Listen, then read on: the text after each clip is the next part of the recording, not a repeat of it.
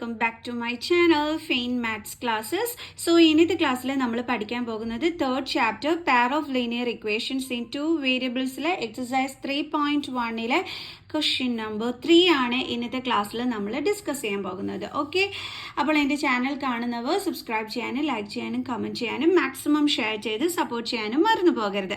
So നമ്മുടെ question ഇതാണ്: on comparing the ratios a1/a2, b1/b2 and c1/c2, find out whether the following pair of linear equations are consistent or inconsistent. എന്താണ് പറഞ്ഞിരിക്കുന്നത്? Ratios compare ചെയ്യുമ്പം നമ്മുടെ ഈ ഒരു pair of linear equations ഉണ്ടല്ലോ, അത് കൺസിസ്റ്റന്റ് ആണോ അതോ ഇൻകൺസിസ്റ്റന്റ് ആണോ എന്ന് ചെക്ക് ചെയ്യാനാണ് പറഞ്ഞിരിക്കുന്നത്.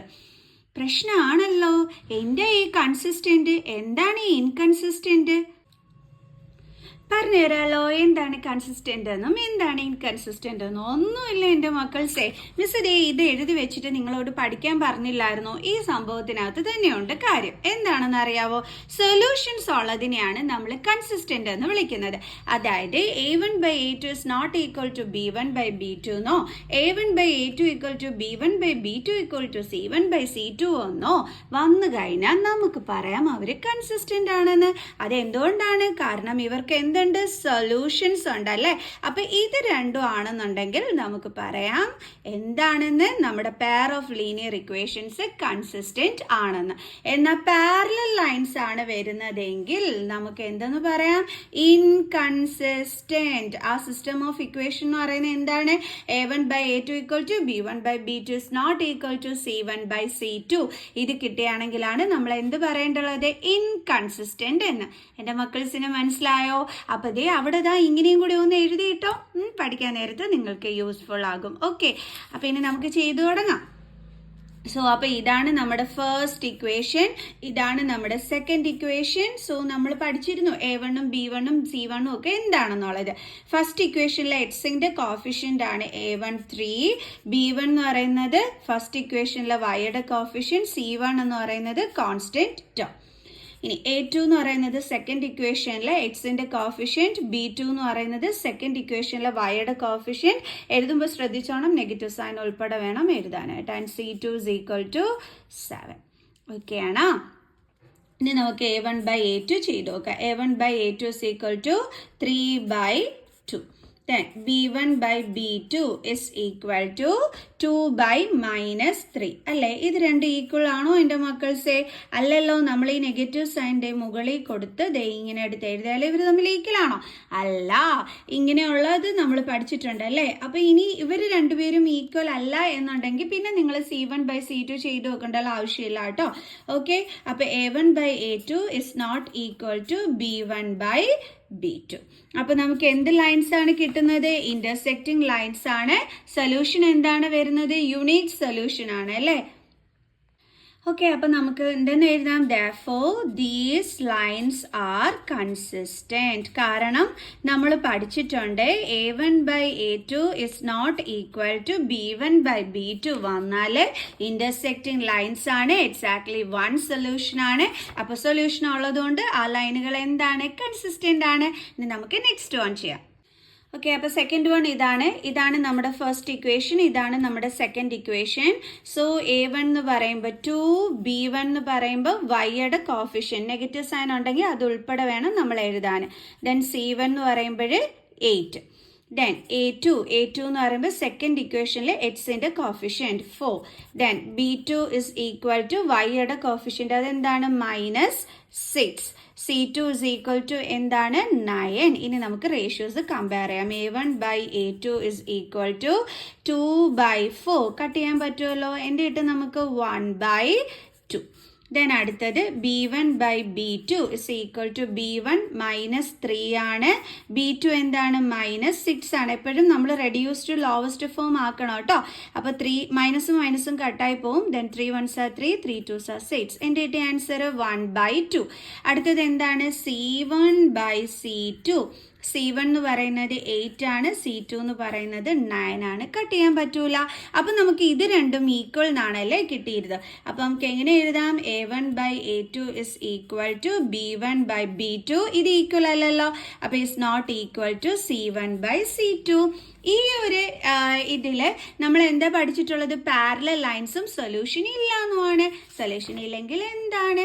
ഇൻകൺസിസ്റ്റന്റ്. അപ്പൊ നമുക്ക് എഴുതാം therefore these lines are inconsistent. Okay, ഇനി നമുക്ക് അടുത്ത ക്വസ്റ്റ്യൻ ചെയ്യാം. അടുത്ത ക്വസ്റ്റ്യൻ ഇതാണ്. അപ്പോൾ നമ്മുടെ ഫസ്റ്റ് ഇക്വേഷൻ എന്ന് പറയുന്നത് 3/2 x plus 5/3 y is equal to 7. Then second equation എന്ന് പറയുമ്പോൾ 9x minus 10y is equal to 40. Okay, അപ്പോൾ നമുക്കിനി A1ഉം A2 ഒക്കെ എടുത്ത് എഴുതാം. A1 എന്ന് പറയുമ്പോൾ എക്സിൻ്റെ കോഫിഷ്യൻറ്റ് 3/2, B1 എന്ന് പറയുമ്പോൾ ഫസ്റ്റ് ഇക്വേഷനിൽ വൈയുടെ കോഫിഷ്യൻറ്റ് 5/3, കോൺസ്റ്റൻറ്റ് ടേം എന്ന് പറയുമ്പം 7.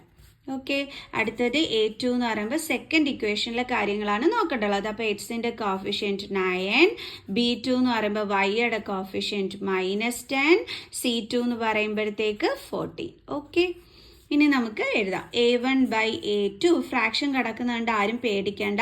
3/2 എന്ത് വരും? Divided by 9 is equal to 3/2. ഇവിടെ ഡിവിഷൻ ആണ് അല്ലേ, അത് മാറ്റി നമ്മൾ എന്താക്കും? ഇൻറ്റു ആക്കും. ഈ 9 എന്ത് കാണും നമ്മൾ? റെസിപ്രോക്കൽ കാണും. 9 എന്ന് വെച്ചാൽ 9/1 ആണ്. റെസിപ്രോക്കൽ എന്ന് പറയുമ്പോൾ എന്താ വരുന്നത്? 1/9. സോ കട്ട് ചെയ്യാൻ പറ്റുമല്ലോ. 3 3s are 9.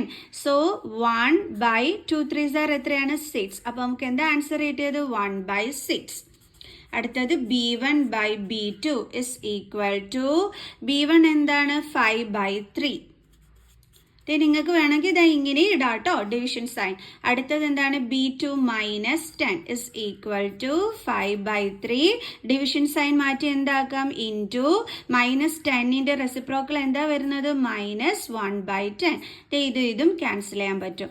അപ്പൊ നമുക്ക് എന്താ കിട്ടിയത്? 1 × -1 -1/3 2s are 6. എൻ്റെ മക്കൾസേ, ഇതും 1/6 ആണ്, ഇതും 1/6 ആണ്. പക്ഷെ ഇത് പോസിറ്റീവ് 1/6 ആണ്, ഇത് നെഗറ്റീവ് 1/6 ആണ്. അപ്പൊ രണ്ടും ഈക്വൽ ആണോ മക്കൾസേ? അല്ല അല്ലേ. അപ്പൊ നമുക്ക് എന്താ കിട്ടിയത്? A1/A2 is not equal to B1/B2. നമ്മൾ പഠിച്ചിട്ടുണ്ട് ഇതാണെന്നുണ്ടെങ്കിൽ ഇന്റർസെക്റ്റിംഗ് ലൈൻസ് ആണ്, സൊല്യൂഷനും ഉണ്ടെന്ന് അല്ലേ. അപ്പൊ നമുക്ക് പറയാം therefore these lines സൊല്യൂഷൻ ഉള്ളതാണെന്നുണ്ടെങ്കിൽ നമ്മൾ അതിനെ എന്തെന്നാ പറയണേ? കൺസിസ്റ്റന്റ്. ഓക്കെ, ഇനി അടുത്തത് ചെയ്യാം. അപ്പോൾ ഫോർത്ത് ക്വസ്റ്റ്യൻ ഇതാണ്. അപ്പോൾ ഇതാണ് നമ്മുടെ ഫസ്റ്റ് ഇക്വേഷൻ, ഇതാണ് നമ്മുടെ സെക്കൻഡ് ഇക്വേഷൻ. സോ A1/A2 ഒക്കെ എടുത്ത് എഴുതാം. A1 is equal to 5, B1 is equal to y-യുടെ coefficient -3 and C1 is equal to 11. Okay, then A2 എന്ന് പറയുമ്പോൾ സെക്കൻഡ് ഇക്വേഷനിൽ എക്സിൻ്റെ coefficient -10 and B2 is equal to second ഇക്വേഷനിൽ വൈയുടെ coefficient 6, C2 is equal to constant -22. Sign ഉൾപ്പെടെ വേണം നമ്മൾ എഴുതാനായിട്ട്. Then A1/A2 is equal to 5/-10. Cut ചെയ്യാൻ പറ്റുമല്ലോ. അപ്പോൾ എന്താ കിട്ടിയത്? 5 1s are 5. അപ്പോൾ -1/2. Then B1/B2 എന്താണ്? -3/6. അപ്പോൾ 3 2s are 6. എന്താ കിട്ടിയത്? -1/2. രണ്ടും ഈക്വൽ ആണ്, അതുകൊണ്ട് നമുക്ക് C1/C2 ചെയ്ത് നോക്കാം. C1/C2 is equal to 11/-22. 11ന്റെ ടേബിൾസിൽ 22 ഉണ്ടല്ലോ അല്ലേ. അപ്പോൾ -1/2. ഇതാ ഈ നെഗറ്റീവ് സൈൻ ആണ് മിസ് ഇവിടെ കൊടുത്തത്. അപ്പോൾ ഇത് മൂന്നും ഈക്വൽ ആണ്. അപ്പോൾ നമുക്ക് എഴുതാം A1/A2 is equal to B1/B2 is equal to C1/C2. മൂന്നും ഈക്വൽ ആണെങ്കിൽ നമുക്ക് എന്താണ് വരുന്നത്? Coincident lines. Infinitely many solution, ഒരുപാട് സൊല്യൂഷൻസ് ഉണ്ടല്ലേ. സൊല്യൂഷൻസ് ഉണ്ടെങ്കിൽ നമ്മൾ എന്ത് പറയും? Consistent. Therefore, these lines are consistent. Clear? So, ഇനി അടുത്ത ക്വസ്റ്റ്യൻ ചെയ്യാം. അടുത്ത ക്വസ്റ്റ്യനിൽ ഫസ്റ്റ് ഇക്വേഷൻ എന്ന് പറയുന്നത് 4/3x plus 2y is equal to 8. Then അടുത്തത് 2x plus 3y is equal to 12. So നമുക്ക് A1 A2 ഒക്കെ എടുത്ത് എഴുതാം. A1 is equal to first ഇക്വേഷനിൽ എക്സിൻ്റെ കോഫിഷ്യൻറ്റ് അതെന്താണ്? 4/3. Then B1 is equal to first ഇക്വേഷനിൽ വൈയുടെ കോഫിഷ്യൻറ്റ് 2. C1 എന്ന് പറയുന്ന കോൺസ്റ്റൻറ്റ് ടേം 8. ദെൻ അടുത്തത് A2 is equal to second ഇക്വേഷനിൽ എക്സിൻ്റെ കോഫിഷ്യൻറ്റ് 2, B2 എന്ന് പറയുന്നത് സെക്കൻഡ് ഇക്വേഷനിൽ വൈയുടെ കോഫിഷ്യൻറ്റ് 3, C2 എന്ന് പറയുന്നത് സെക്കൻഡ് ഇക്വേഷനിൽ കോൺസ്റ്റൻറ്റ് 2. സോ ഇനി നമുക്ക് അതിൻ്റെ ബാക്കി ചെയ്യാം.